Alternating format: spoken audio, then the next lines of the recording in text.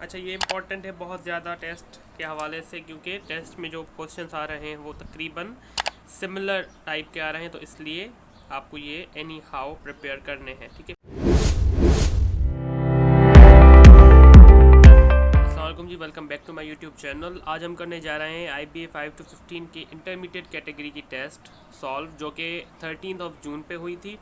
उसका mathematics section के part 1 हमने कर दिया है, मतलब 41 से लेकर 50 क्वेश्चन तक हमने कर दिए हैं। यह पार्ट 2 है, मतलब हम आज करेंगे 51 से लेकर 60 क्वेश्चन तक।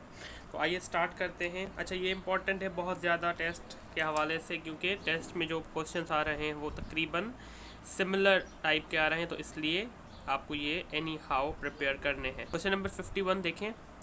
After reading 4/5 of a novel 50 pages are left. मतलब एक नॉवल है जिसके हमने 4/5 पेजेस पढ़ लिए हैं, उसके बाद भी 50 पेजेस रिमेनिंग हैं। The number of pages in the novel is. आपने ये बताना है कि इसमें टोटल कितने पेजेस हैं। ठीक है, ये इसी टाइप का क्वेश्चन एक 12 पे भी आया था, जो मैंने अपनी वीडियो में शेयर किया है, आप वो भी जाके देख लीजिएगा प्रैक्टिस के लिए, और ये भी यहाँ पे मैं सॉल्व करवा रहा हूँ। ठीक है जी, हमने अज्यूम कर लिया है कि एक्स हमारा बराबर है टोटल नंबर ऑफ पेजेस के। अच्छा, ये अब जो टोटल एक्स है ये डिवाइड होगा दो सेक्शंस में। किस में? एक तो होगा red part plus remaining part. मतलब अगर टोटल नंबर ऑफ पेजेस में से कुछ हिस्सा हमने पढ़ लिया है और कुछ रहता है, तो इन दोनों को अगर हम ऐड करेंगे तो हमारा टोटल नंबर ऑफ पेजेस आ जाएगा। तो रेड पार्ट हमारा कितना है, मतलब कितना हमने पढ़ लिया है, वो है 4/5 ऑफ टोटल बुक। ठीक है जी, 4/5 ऑफ टोटल बुक हमने पढ़ लिया है, जो कि हमें कंडीशन मिली हुई है। आपने सिंपल ऐसे ही करना है, जो आपको प्रोपोर्शन मिला है उसको मल्टीप्लाई कर देना है आपने टोटल नंबर ऑफ पेजेस से। ठीक है, उसके बाद प्लस कर देना है रिमेनिंग पार्ट से। अब रिमेनिंग पार्ट जो कि क्वेश्चन में दिया हुआ है वो है आपका 50 पेजेस। ठीक है जी, अब रिमेनिंग पार्ट है 50 पेजेस, दोनों को प्लस करने के बाद हमें टोटल नंबर मिल जाएंगे। लेकिन यहाँ पर देखें, ये यहाँ पर एक्स वाली टर्म है और एक एक्स वाली टर्म यहाँ पर है, तो हमें सॉल्यूशन के लिए क्या करना है, हम ये दोनों एक्स वाली टर्म एक साइड लेके आएंगे इज इक्वल टू के, ताकि सॉल्यूशन इजीली हो सके। तो मैं क्या करूँगा, इस एक्स वाली टर्म को यहाँ पर लेके आऊँ। एक्स यहाँ पर सेम पड़ा है, या ये वाला जो टर्म है ये यहाँ पर प्लस में है, मतलब कोई भी साइन नहीं है, मतलब प्लस में, यहाँ पे आके माइनस हो जाएगा, -4/5x, और यहाँ पर आ जाएगा इज इक्वल टू 50। हमने क्या किया, यहाँ पर x पड़ा था वहीं पे रहने दिया, ये 4/5x को हम इज इक्वल टू के इस साइड लेके आ गए। यहाँ पर कोई भी साइन नहीं है, मतलब प्लस में है ये, तो यहाँ पर आके क्या हो जाएगा, माइनस। ठीक है, ये यहाँ पे आ गया। अब इज इक्वल टू आएगा इसके बाद, यहाँ पर हमने इज इक्वल टू रख दिया, और 50 जो पड़ा था वो एज इट इज़ हमने यहाँ पे रख दिया। अब हमने इसका निकालना है एलसीएम। एलसीएम कैसे निकालेंगे, ये 5 इससे मल्टीप्लाई हो जाएगा, 5x -4, ये x इसके साथ हम रख देंगे, अपॉन में ये डिनोमिनेटर में 5 आ जाएगा। ठीक है, इज इक्वल टू 50 अब 5x में से माइनस करेंगे अगर हम x, तो बचेगा just 1x upon 5 is equal to 50। अब यहाँ से हमने x की टर्म निकालनी है, तो हम क्या करेंगे, x यहीं पे पड़ा रहेगा, 50 मल्टीप्लाई बाय ये यहाँ पर आके मल्टीप्लाई हो जाएगा 5, तो x हो गया आपका 250 पेजेस। ठीक है, आपका आंसर आ गया 250 पेजेस। इसमें देखें ऑप्शन नंबर सी जो है आपका वो 250 पेजेस है, तो ये हो गया ऑप्शन नंबर सी आपका करेक्ट। अब हम करेंगे क्वेश्चन नंबर 52 सॉल्व। उसका प्रॉब्लम क्या है, statement 2 drums are full of wheat, weight 8032 kilograms. अब 2 ड्रम्स हैं, उसको हमने भर दिया है किससे, गंदम से, और उसका वेट है total 8032 kilograms. If each empty drum weighs 1749 kilogram, अगर एक ड्रम का वेट जो है वो है 1749 kilogram, the weight of wheat in both drums is. तो आपने ये बताना है कि उन दोनों ड्रम्स में व्हीट का जो वेट है, गंदम का जो वेट है वो कितना है। तो देखिए मैंने कंडीशन लिख दी है, weight of 2 drums plus weight of wheat जो है वो बराबर है किसके, 8032 किलोग्राम्स। वेट ऑफ 1 ड्रम बराबर है 1749 किलोग्राम्स। ठीक है जी, अगर हमें इसमें से वेट ऑफ व्हीट चाहिए सिर्फ, तो हम क्या करेंगे, मैं इस इक्वेशन को यहाँ पे मॉडिफाई कर रहा हूँ। वेट ऑफ, जब हमें वीट चाहिए होगा तो हम 8032 में से माइनस कर देंगे वेट ऑफ 2 ड्रम्स।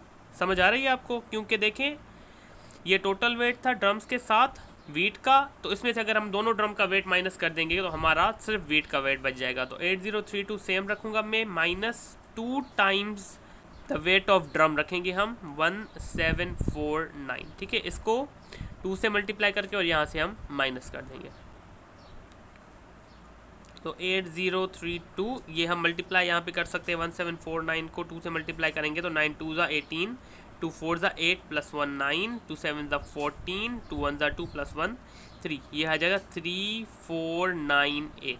अब जब हम इसमें से ये माइनस करेंगे तो ये यहाँ पे कर लेते हैं हम। 8032 में से हम माइनस करेंगे 3498।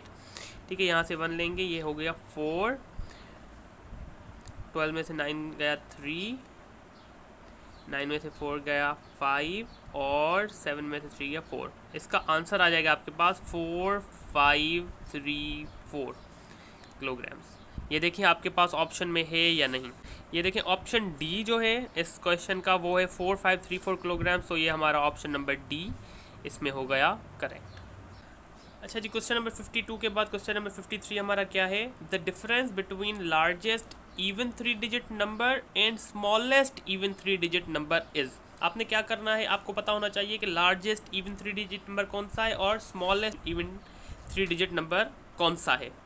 अच्छा जी, जो लार्जेस्ट इवन 3 डिजिट नंबर है वो है 998। वैसे तो जो 3 डिजिट नंबर होता है उसमें सबसे बड़ा होता है 999, लेकिन क्योंकि वो ऑड नंबर है तो इसलिए हमने एक नंबर पीछे करके और 998 उठा लिया है, जो कि इवन नंबर भी है और लार्जेस्ट 3 डिजिट नंबर भी है। उसके साथ स्मॉलेस्ट इवन 3 डिजिट नंबर जो है वो होता है 100, क्योंकि 3 डिजिट नंबर स्टार्ट ही 100 से होते हैं और ये है भी इवन, तो इसलिए 100 हो गया आपका स्मॉलेस्ट 3 डिजिट नंबर। अब आपने क्या करना है, इसका जस्ट डिफरेंस निकालना है, माइनस करना है। इसका आप माइनस करेंगे, डिफरेंस निकालेंगे तो आपका आंसर आ जाएगा 898, जो कि आपके ऑप्शंस में हम देखें तो ऑप्शन नंबर बी जो है आपका वो है 898। तो आपका ऑप्शन नंबर बी इसमें हो गया करेक्ट। अच्छा जी, क्वेश्चन नंबर 53 के बाद अब हम करेंगे क्वेश्चन नंबर 54 जो है a man's age is 3 times his son's age. एक आदमी की जो एज है वो उसके बेटे की एज से 3 गुना ज़्यादा है। 10 years ago his age was 5 times his son's age। 10 साल पहले उसकी जो एज थी वो अपने बेटे से 5 गुना ज़्यादा थी। The present age of son is. अब इस टाइप के प्रॉब्लम्स में आपने क्या करना होता है, आपने इक्वेशंस बनानी होती हैं हर स्टेटमेंट की अलग। जैसे यहाँ पर एक स्टेटमेंट ये है a man's age is 3 times his son's age. आप इस स्टेटमेंट की एक इक्वेशन बनाएंगे। फिर 10 years ago his age was 5 times his son's age, ये दूसरी स्टेटमेंट हो गई। अब इसकी आप अलग से इक्वेशन बनाएंगे। दोनों इक्वेशंस बनाने के बाद आपको सॉल्यूशन करना बहुत इजी हो जाएगा। कैसे, मैं बताता हूँ आपको। अब 54 में क्या करेंगे, a man's age is 3 times his son age. मतलब अगर हम देखते हैं मेन्स एज एम से हम रिप्रेजेंट करते हैं तो उसकी एज क्या है, 3 टाइम्स सन एज। एस मतलब सन, ठीक है। एम से मैं मैन को रिप्रेजेंट कर रहा हूँ और एस से मैं सन को। तो एक मैन की जो एज है वो अपने सन से 3 गुना ज़्यादा है, तो मैंने इसको मैथमेटिकल रिप्रेजेंटेशन में लिख दिया 3 टाइम्स सन। ये हो गई आपकी इक्वेशन 1। सेकेंड इक्वेशन क्या है, 10 years ago। अब इस पर आपने ध्यान देना है, मतलब 10 साल पहले। 10 साल पहले क्या होगा, his age was 5 times his son's age. 10 years ago कैसे हम रिप्रेजेंट करेंगे, 10 years ago मतलब m-10, मतलब जो अभी एज है उसमें से हम 10 माइनस करेंगे तो वो बराबर होगी 5 टाइम्स द सन एज। अब सन की एज में से अभी हम 10 years माइनस करेंगे। क्यों? क्योंकि ये जो हम हिसाब कर रहे हैं वो कर रहे हैं 10 साल पहले का। तो 10 साल पहले का मतलब ये है कि हमने इसमें से भी 10 माइनस करना होगा और इसमें से भी 10 माइनस करना होगा। दोनों एजेस से 10 माइनस करके फिर हम रिलेशन बनाएंगे। यहाँ पर कोई भी ऐसा हिसाब नहीं था तो हमने डायरेक्ट रिलेशन बना दिया कि m is equal to 3 times s। पर यहाँ पर 10 years ago की बात कर रहा है तो इसलिए हम बोलेंगे m-10 is equal to 5 times S minus 10। ये आपने ध्यान रखना है। क्या लोग क्या करते हैं, वो m is equal to 5 times S ऐसे ही कर देते हैं, -10 नहीं करते। या अगर 8 ईयर्स दिए होते तो हम -8 कर देते, तो ये नहीं करते, इसलिए ये बहुत ज़्यादा कंफ्यूज हो जाते हैं बंदे। तो ये हमारे पास दूसरी इक्वेशन भी आ गई। अब इन दोनों इक्वेशंस को हमने साइमल्टेनियसली सॉल्व करना है, आपका आ जाएगा आंसर। मैं क्या करूँगा, इक्वेशन 1 में से जो m की वैल्यू है वो मैं यहाँ पे पुट कर दूँगा। कैसे, m क्या किसके बराबर है, 3s के, तो मैं m की जगह पे यहाँ पे रख दूँगा 3s minus 10 is equals to, अब 5 इसको मैं मल्टीप्लाई कर दूँगा दोनों से, 5 इससे मल्टीप्लाई हो जाएगा 5s माइनस 5 10 से मल्टीप्लाई हो जाएगा 50। ठीक है जी। अब मैंने क्या करना है, मैंने s वाली टर्म्स जो है वो इज इक्वल टू के एक साइड लेके जानी है और जो नंबर्स है वो दूसरी साइड। तो मैं क्या करूँगा, ये यहाँ पे इसको मैं लेके आऊँगा और इस नंबर को मैं यहाँ पे लेके आऊँगा। माइनस का 50 था, ये माइनस का 50 था, यहाँ पे आके हो जाएगा प्लस का 50, माइनस 10 यहीं पे पड़ा रहेगा, इज इक्वल टू सेम आ जाएगा 5s यहाँ पर ही पड़ा रहेगा। ये प्लस का 3 था, क्योंकि कोई भी साइन नहीं थी तो प्लस का हम काउंट करेंगे इसको, प्लस का 3 वहाँ पर हो जाएगा माइनस का 3s। 50 में से 10 गए 40 इज इक्वल्स टू 5 में से 3 गए 2s। अब हमें सिर्फ s की वैल्यू निकालनी है, तो 2 को मैं यहाँ से यहाँ पे ट्रांसफ़र करूँगा, यहाँ पे मल्टीप्लाई हो रहा है तो यहाँ पे आज के ये डिवाइड हो जाएगा, तो ऐसे हो जाएगा 40/2 इज इक्वल टू s। इसको हम डिवाइड कर लेंगे, 2 1s are 2, 2 20s are 40। तो s की आपके पास जो वैल्यू आ गई वो आ गई है 20। ठीक है, s किसके बराबर हो गया, 20 के बराबर। तो देखते हैं कि सन की वैल्यू 20 है या नहीं। देखिए क्वेश्चन में पूछ रहा है द प्रेजेंट एज ऑफ सन, सन मतलब एज से हमने रिप्रेजेंट किया था तो हमें मिल गई है 20। ऑप्शन में आपका जो ऑप्शन नंबर डी है वो 20 ईयर्स है, तो वो हो गया आपका option number D correct. Question number 55 क्या है, the two numbers are in the ratio 5:4। दो नंबर्स है जो किस रेशो में, 5:4 में। इफ़ दे डिफर बाय 8, अगर उनका डिफरेंस जो होता है, उनका माइनस जो होता है वो 8 के बराबर है, द रिक्वायर्ड नंबर्स आर, तो आपने बताना है नंबर्स कौन से हैं। तो इसमें भी दो इक्वेशंस आपने बनानी है, the two numbers are in ratio 5:4। पहली इक्वेशन में क्या बनाऊंगा, सपोज कर लेता हूँ कि मेरा एक नंबर x है और दूसरा नंबर है y। ठीक है, x/y किसके बराबर है, 5:4 के। दो नंबर हैं, उनका रेशो बराबर है 5:4 के। ये हो गई आपकी इक्वेशन 1। अब सेकेंड इक्वेशन आपने कैसे बनानी है, वो ऐसे बनानी है कि इफ़ दे डिफर बाय 8, अगर उनको हम माइनस करते हैं, डिफरेंस का मतलब होता है माइनस, अगर उनको हम माइनस करते हैं तो आंसर आता है 8। तो माइनस कैसे करेंगे, x माइनस वाई बराबर हो जाएगा आपका 8 के। ये दोनों इक्वेशन, ये इक्वेशन नंबर 2 भी यहाँ पे बन गई। दोनों इक्वेशन बनने के बाद आपने क्या मालूम करना है, द रिक्वायर्ड नंबर्स आर। अब दो इक्वेशन बन गई हैं, आपने इनको भी साइमल्टेनियसली सॉल्व करके और अपना आंसर निकालना है। तो पहले मैं क्या करूँगा, इस इक्वेशन को थोड़ा मॉडिफाई करूँगा। रेशो की जो साइन है हम इसको ऐसे भी लिख सकते हैं, x/y इज इक्वल्स टू, यहाँ पर भी 5/4। ठीक है जी। अब मैं क्या करूँगा, इस y को जो यहाँ पे डिवाइड हो रहा है वहाँ पे लेके जाके मल्टीप्लाई कर दूँगा, तो ये हो जाएगा x is equals to 5/4y। सही है जी, ये मैंने यहाँ पे इसको ट्रांसफ़र कर दिया। अब मैं क्या करूँगा, ये वाली जो x की वैल्यू है ये मैं पुट करूँगा अपनी सेकंड इक्वेशन में। फर्स्ट इक्वेशन में से मैंने x की वैल्यू निकाली, वो वैल्यू मैं पुट करूँगा सेकंड इक्वेशन में। तो आइए करते हैं इसमें पुट। तो यहाँ से x की जगह मैं पुट करूँगा 5/4y minus same y same is equal to 8। अब इसको सॉल्व करके हमें y की वैल्यू निकालनी है। कैसे निकालेंगे, ये हो गया 5y सेम आ जाएगा यहाँ पे। ठीक है, ये 4 इससे मल्टीप्लाई हो जाएगा -4y। अब और डिनोमिनेटर में आपका यहाँ पे 4 हो जाएगा। ठीक है, ये एलसीएम मैंने निकाल के यहाँ पे इज इक्वल टू के बाद 8 सेम रख दिया है। अब 5 में से 4 गए तो एक y बचा, अपॉन में 4 इज इक्वल टू 8 सेम। अब ये 4 यहाँ पे डिवाइड हो रहा है, वहाँ जाके हम मल्टीप्लाई करेंगे, y is equals to 8 multiply by 4। तो y इज इक्वल टू हो गया 8 4 32। अच्छा जी, y की वैल्यू हमें मिल गई 32। अब हमें x की वैल्यू निकालनी है, तो x की वैल्यू निकालने के लिए ये y की वैल्यू मैं पुट करूँगा इस इक्वेशन में। आप किसी भी इक्वेशन में अगर ये वैल्यू पुट करेंगे, तीनों में से किसी भी इक्वेशन में पुट करेंगे तो आपके पास x की वैल्यू आ जाएगी। लेकिन मैं इस इक्वेशन में पुट कर रहा हूँ, x बराबर हो जाएगा 5/4 सेम लिखूंगा मैं, और y की जगह पे दे दूंगा कौन सी वैल्यू, ये 32 मल्टीप्लाई बाय 32।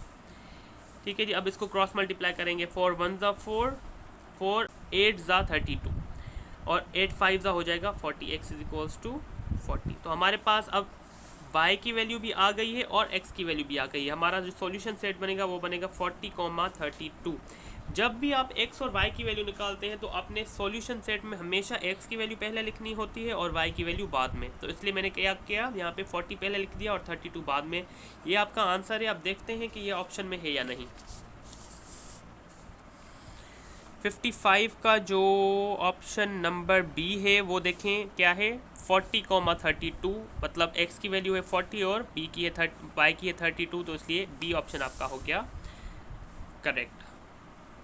अच्छा, ये 55 के बाद अब मैं करूँगा क्वेश्चन नंबर 56 सॉल्व, जो है the sum of all the angles of triangle is dash degrees. अब आपने ये याद कर लेना है कि जब भी कोई भी ट्राइंगल होता है, ट्राइंगल के तीनों साइड्स की जो एंगल्स होती हैं, अगर आप उन तीनों को प्लस करेंगे तो आंसर हमेशा 180 डिग्रीज आएगा, जो कि ऑप्शंस में आपको मिल रहा है ऑप्शन नंबर बी। तो ऑप्शन नंबर बी आपका हो गया यहाँ पे करेक्ट।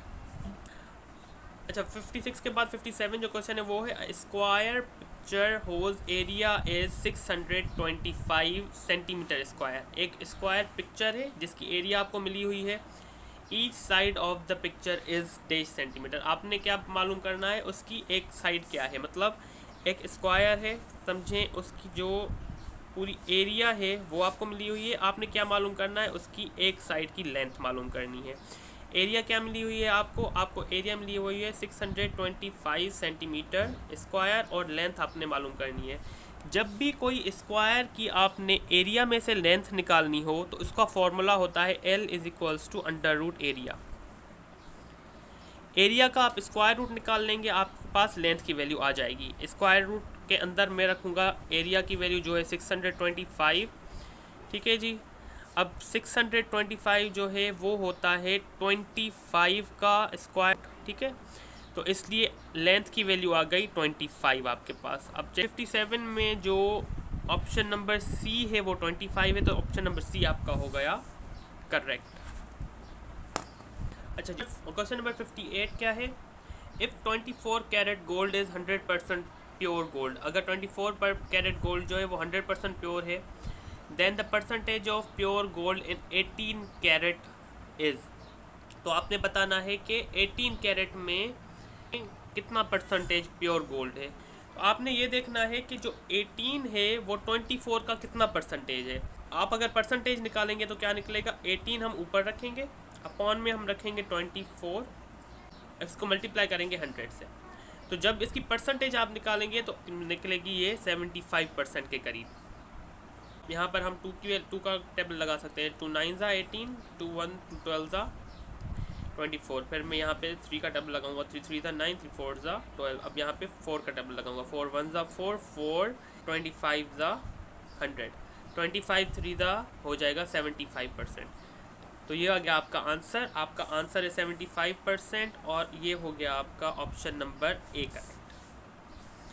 ठीक है जी, आपने सिंपली परसेंटेज निकालनी थी कि आपने ये बताना था कि 18 जो है वो 25 की कितनी परसेंटेज है। जिसका परसेंटेज मालूम करना होता है वो ऊपर रखते हैं, नीचे रखते हैं टोटल वैल्यू और मल्टीप्लाई कर देते हैं 100 से। तो इसलिए ये ऐसे सॉल्व करेंगे तो आपका आंसर आ जाएगा। अच्छा जी, 58 के बाद जो क्वेश्चन नंबर 59 है वो है the value of base in decimal number system is. जब भी डेसिमल नंबर सिस्टम होता है तो उसमें बेस की जो वैल्यू होती है वो होती है हमेशा 10। ये याद रख लें आप, मैं आपको यहाँ पे लिख के बता देता हूँ। तो जब भी आपसे बाइनरी की बेस वैल्यू पूछी जाए आपने 2 टिक करना है, जब भी ऑक्टल की पूछी जाए आपने 8 टिक करना है, जब भी डेसिमल की पूछी जाए आपने 10। तो यहाँ पर क्योंकि डेसिमल की पूछी गई है तो 10 हमारा करेक्ट ऑप्शन होगा। तो 10 जो है वो है ऑप्शन नंबर बी, तो इसलिए बी हो गया करेक्ट। अच्छा जी, लास्ट क्वेश्चन है आज का, question number 60। The binary number 1111 can be expressed in decimal number system as. अब एक बाइनरी नंबर आपको दिया हुआ है 1111, बाइनरी मतलब बेस 2। अब इसको हमें कन्वर्ट करना है किस में, डेसिमल में। अब ये जो बाइनरी टू डेसिमल कन्वर्जन है वो कैसे होती है, क्या करना है आपने, ये चारों नंबर्स अलग लिख देने हैं, 1 1 1 1, ठीक है। अब चारों को मल्टीप्लाई करना है 2 से, multiply by 2, multiply by 2, multiply by 2, multiply by 2, क्योंकि ये बाइनरी में थे। ये 4 टर्म्स आपके पास आ गई, इन चारों को आपने कर देना है प्लस। अब क्या करना है, ये एंड वाले नंबर से हम स्टार्ट करेंगे, यहाँ से हम इसको देंगे पावर 0, यहाँ पे 1, यहाँ पे 2 और यहाँ पे 3। ठीक है जी। अगर आगे ज़्यादा नंबर्स होते तो हम आगे पावर्स भी ऐसे ही देते जाते, लेकिन यहाँ पर 3 तक एंड है तो इसलिए यहाँ पर हम एंड कर रहे हैं। तो 1 सेम आएगा, मल्टीप्लाई सेम 2 पावर 3 होता है 8, ठीक है, प्लस 1 सेम आएगा, मल्टीप्लाई सेम 2 स्क्वायर होता है 4, प्लस 1 सेम आएगा, मल्टीप्लाई सेम 2 पावर 1 होता है 2, प्लस 1 सेम आएगा और मल्टीप्लाई सेम यहाँ पर 2 पावर 0 होता है 1। किसी भी नंबर पे अगर पावर 0 आ जाए तो वो हमेशा 1 के बराबर होता है। तो ये हो गया 1, 1 8 ज़ा 8 हो गया आपका, प्लस 1 4 ज़ा 4, प्लस 1 2 ज़ा 2, प्लस 1 1 ज़ा 1। अब हम सबको प्लस कर देंगे, ये हो जाएगा आंसर आपका 15। तो आपका आंसर आ गया यहाँ पे 15। तो ऑप्शन नंबर सी जो है वो 15 है, तो आपका ऑप्शन नंबर सी हो गया इसमें करेक्ट।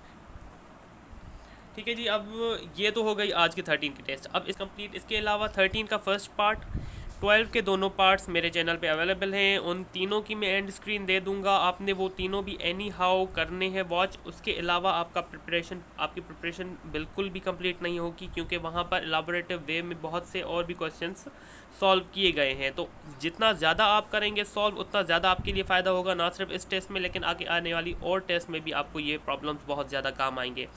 इसलिए तो जो एंड स्क्रीन आ रही हैं उसमें तीनों वीडियोज़ आपके लिए हैं, आप तीनों वीडियोज़ वॉच करें। आपसे मैं वहाँ पे मिलूँगा। अल्लाह हाफ़िज़।